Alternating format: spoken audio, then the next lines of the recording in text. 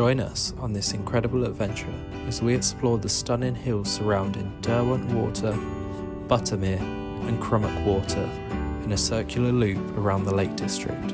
Over the course of 3 days, we hiked 50 kilometres through blustery winds, hailstorm, rain, and even some lovely sunshine. Our journey began at the Skiddaw Street car park, where we paid £25 for a week's worth of parking.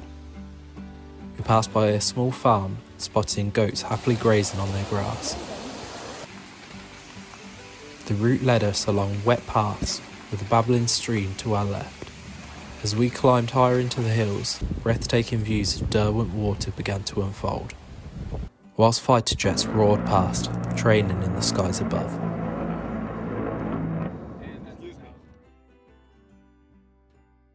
And crossing bridges over babbling brooks. We began the steep climb up to Castle Rig Fell, where we were rewarded with breathtaking views of the moorland and surrounding mountains. The weather in the sky was truly the essence of the English lakes, sunny on one side and grey and raining on the other. This contrast in the sky really set the tone for the weather for the trip.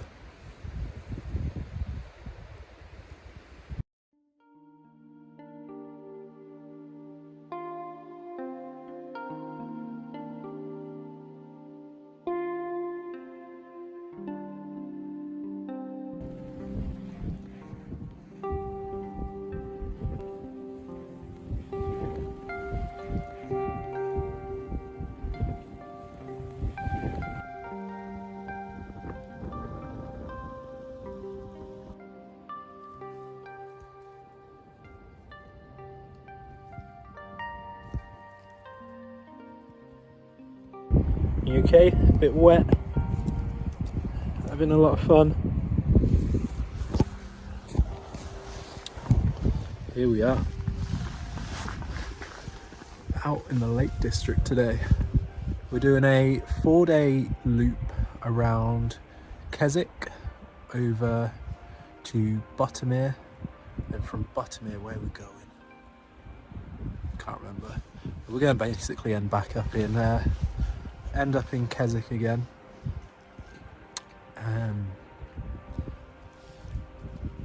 Not going to be too much talking to the camera today because the conditions are pretty Baltic. We've just been in some force wind, raining sideways, proper English lake weather. Just as we stopped for lunch, the weather turned and the rain began to fall. We found a lovely spot to rest on a bench dedicated to Alma Denwood Anderson. It was the perfect place to enjoy a Thai green curry with rice noodles, paired with a hot tea brewed from a fire maple stove.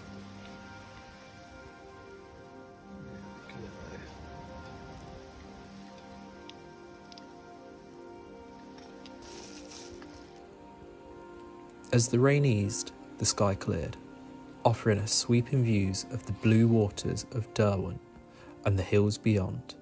After lunch, we continued along wet and tangled paths, through fern-lined trails and towering old-growth trees. Felt like we were walking through a rainforest. Do you ever go somewhere and you can just feel like this is where stories were made? Like grandparents telling their kids, don't go up into those woods, there's fairies in those woods. This has got that exact vibe. Proper ancient woodland. We continued along the path, which eventually led us into a field of black and white cows, which had the most striking marking. It was the first time I'd seen cows with this kind of marking. I was told once that when it rains, cows were meant to lay down. I guess these lot didn't get the memo. It's about September the 9th today. And even though summer has just gone, we're moving into early autumn. The nights are really drawing in. When we woke up today at 6, it was still just kind of that twilight part of the morning. And as you can see, it's getting a little bit dark right now. So we're thinking about where we're going to find camp next. We're in a valley at the moment. Don't really want to sleep in this valley because we've got quite a lot of rain, and I think it's going to get quite cold tonight. Being down in that valley, it's probably going to make it a lot colder for us in the evening. But I've got a summer bag. I am not prepared for a cold night tonight, but we'll be alright. Nothing that a bit of hot chocolate can't fix. Time to look for camp, I think. Unfortunately, my phone died shortly after this, and I wasn't able to capture any more footage. But we camped up high on the fells in a boggy pitch. We had a cold, wet night, but we were dry in our tent. It was truly a beautiful first day. Well, welcome to day 2. We're currently stationed in our tent, which, for reasons beyond logic, is pitched in what appears to be a bog. So sit back and enjoy our precarious journey through the ever-charming Lake District. Well, day 2, camera died yesterday as we were coming round Waterlake, something like that. And then we had a trek through some bog to get our campsite, and it's cold, real cold. Over to hopefully Buttermere today and maybe Cunnock.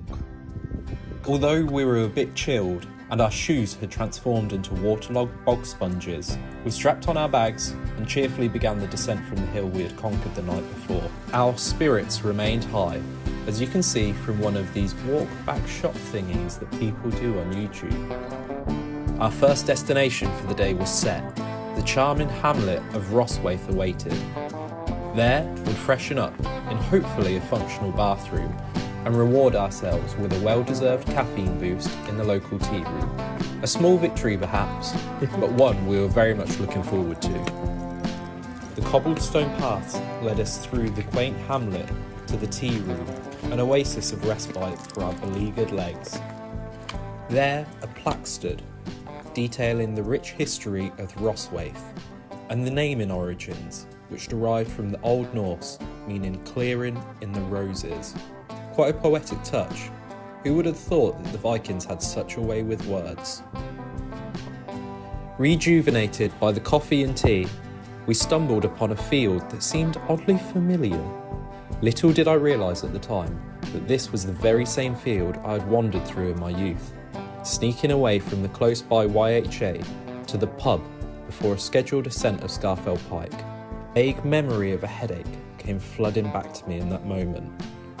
Quite the nostalgic detour, if I do say so myself.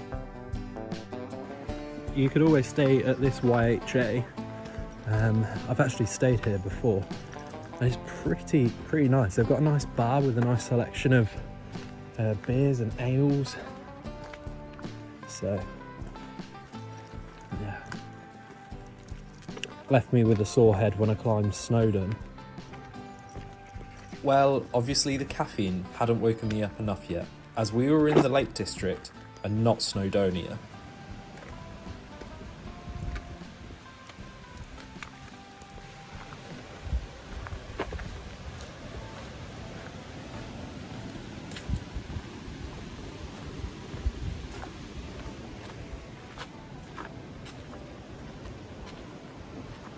We carried on along the River Rock paths, where 2 anglers made me jealous of their tranquil spot. Along this section of path, it was quite slippy in the wet, so if you have any mobility issues, I really recommend taking it slow. There's a lot of jutting out rocks and some slight scrambles, so be prepared to take your time on that. Thankfully there's a chain to help us get over some of the tougher sections of the trail.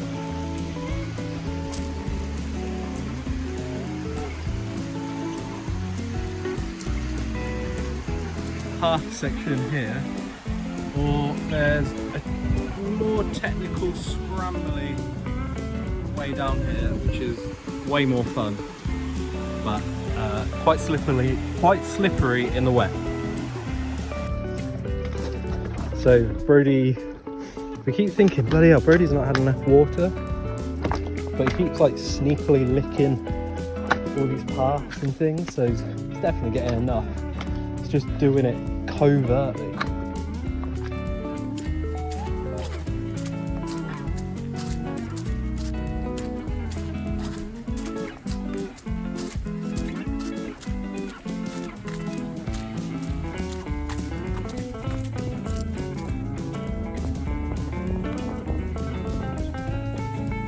And just as we reached a clear section, the skies opened and unleashed a hailstorm. We scrambled for shelter, but despite our best efforts, we all got soaked. No worries though, we all just shake it off. Right, Brody?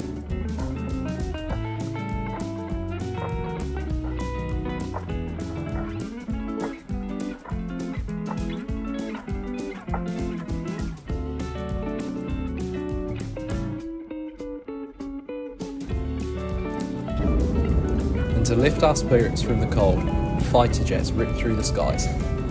Cheers guys, you really didn't have to though. Brody had some treats, and we had some snacks to fuel ourselves for the climb. Trumpets with pretzel bits in there, great addition Andrea, A-star. Got some homemade beef jerky as well. And the flavour on this, it's called mala, which means num hot, num spicy. So if you've ever had like Szechuan peppercorns, it's that on jerky. And I don't even want to tell you how I make this because it's so good that it's a secret. It's a family secret now. Ta-ding.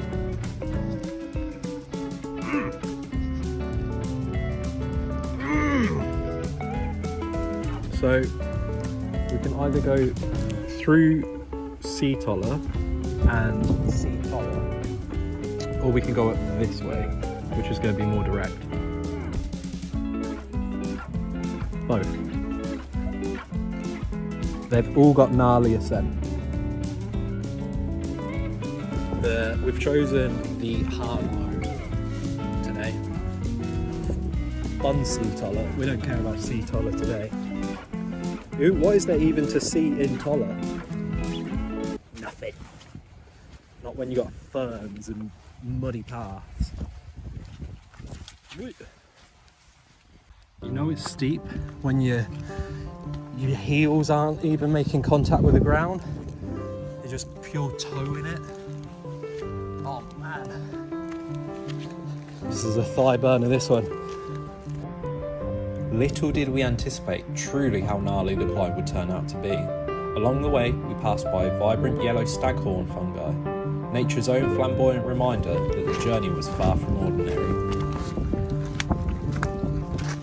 We pressed on upwards, through winding paths and trails next to a road, where motorcycles zipped past us with enviable ease. Each step brought us incrementally closer to the slate mine, and more importantly, to our lunch destination, which was fast becoming the thing driving our legs through this up and arduous ascent. Then the one thing I didn't want to see went past us, a bus full of smirking passengers.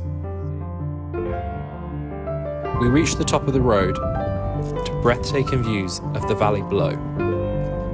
That's where we came from.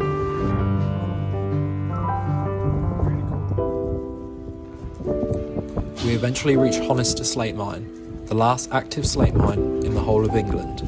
With the zinc roofs and slate structures, it was a real mountain refuse. It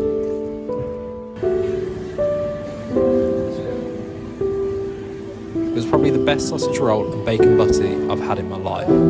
See for yourself.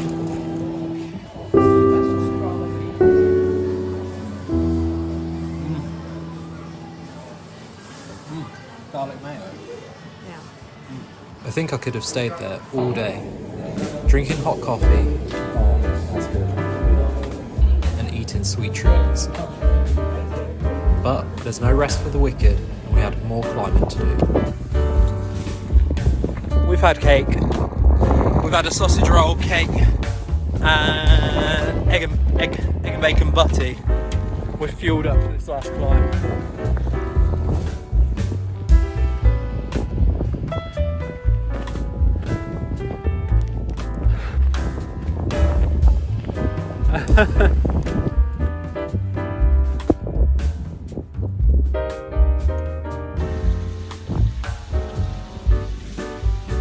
And just like that, the gnarly ascent was conquered. Things were all coming up Millhouse.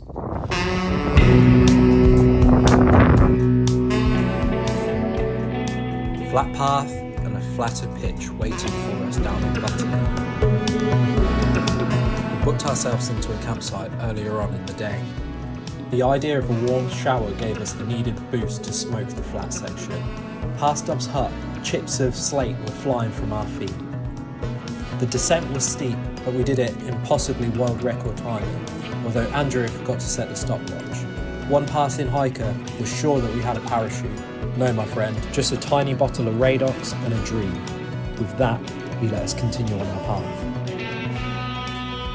Oh yes, we had did it. We had reached Lake Buttermere. The giants of the valley shadowed the lake, her waters lapping against the earth's shores.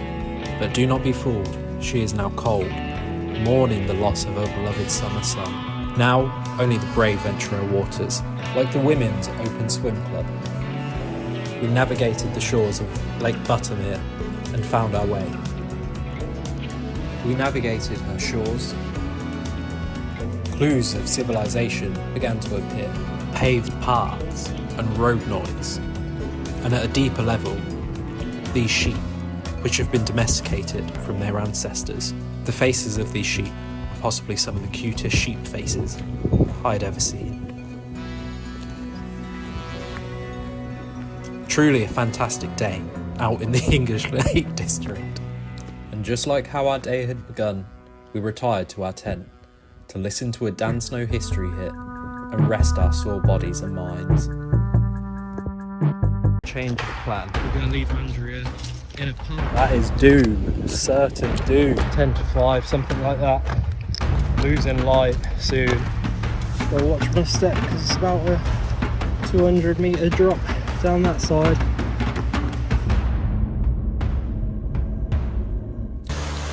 Hello and welcome.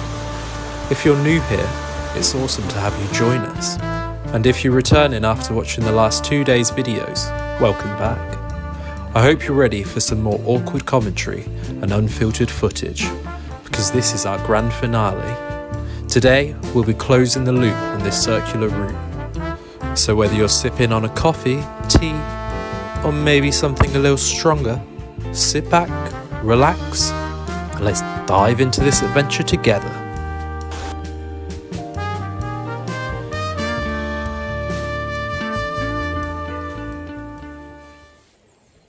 Good morning. It's the start of day 3. Last night we camped at a campsite over in Buttermere. I'll put a link in the somewhere, and it was so worth it. Just being able to have a shower and get like a really good pitch was so worth it. I love roughing it just as much as the next guy, but when I found a spot for £20, how could I say no?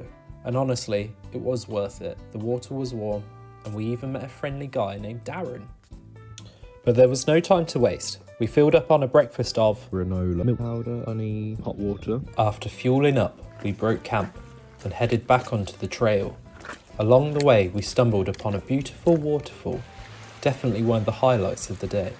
From there, it was relatively smooth sailing for the rest of the journey. We walked along the quieter shores of Crummock Water, enjoying a gentle breeze coming off the lake and the sun warming our backs. However, there were a few metaphorical dark clouds in our horizon. Andrew was starting to feel unwell, likely from the cold nights and the fact that just 2 days ago I told her that we were just going to walk the dog when we first arrived at the car park. But alas, she pushed on like a true trail-crushing trooper. This led us to my favourite biome of the walk so far, a calming beech thicket. The cool late summer breeze whispered through the trees, rustling their bright and lively leaves. Got the hills behind us. While the mirror-like water reflected a stunning view of Grassmoor across the lake. Yeah, I think we leave you in a car park and I will fast pack it back to Keswick. And as you could hear, Andrea was flagging. She was at a 5 out of 10, which is definitely below average on her vibes. I did offer to leave her in a car park whilst I fast packed it back to the car in Keswick. There was only one thing that we can do, an unthinkable thing, deviate from the original route. I think Brody's feeling a bit tired. Now then, dear viewer, it's worth us looking at the original map, where we were meant to take a pleasant valley pass with a maximum ascent of just less than 500 metres. But due to my burning guilt from dragging my girlfriend through tough climbs and frigid nights, my lizard brain only thought one thing. Straight line equals home fast, and home fast equals service station bargain bucket. So I plotted an alternative route which would actually take us on a maximum elevation of 610 metres. Looks good, right? Well, what I didn't account for was that the route would have us along the side of a mountain, butt scooting our way across knife-edge crags. We're going to stay together, she's going to push through. And we get to explore a different park, get to explore a bit of woodland. And to be honest, I'm feeling it. And I'm feeling like a KFC. And so began our ascent through Brackenwaith Fell, fuelled by the gourmet delights of couscous and tuna wraps. The three of us, weary yet determined, trudged through the valley trench, ready to face whatever this treacherous climb had in store. Spirits were buoyed by the knowledge that the end was in sight, though it became increasingly clear that these hills had no intention of letting us reach our ultimate goal of greasy chicken without a proper fight. I'll watch my step because it's about a 200 metre drop down that side. This route is not for the faint-hearted. But down there, that is doom, certain doom. You'll be alright. Mountain Rescue will have you out in about 5 minutes, but still, we don't want to bother them. A few moments where it's a bit, because it's so sheer and there's barely anywhere to put your feet. I'm also getting quite tired. It's about 10 to 5, something like that. Losing light soon. Still got enough time, but really want to get Andrea home tonight. What I really meant was, I am thinking about KFC though. Dirty bucket of KFC. Grease dripping off my fingers and chin. That's what's keeping me going. and we finally climbed the last waterfall, the penultimate landmark on our journey across the Lake District. Made it. The crisp mountain air offered a much needed cooling balm for our weary muscles, whilst the sun bathed the land that we had just crossed. Tall peaks loomed above, casting long shadows on the path ahead, as if reminding us that while we had made progress, the journey was far from over. And much like the contrast of light and shadow, every step brought both relief and challenge, a reminder that the brightest moments often come before the final stretch. Alternatively, that could have just been the dehydrated sweet corn. Sorry about that. Regardless, the sky painted a picture of blues, pink and oranges, which made me come out with this particularly philosophical tidbit. It really doesn't even matter how long and hard the day's been, or the sights that we've missed, or how bad my feet hurt, how heavy my pack is. It's just, it really doesn't matter as long as you're having a good time. Just out enjoying it, just being in the moment. For too long just at our desks or at our jobs, driving to work, doing the food shop, getting stressed out.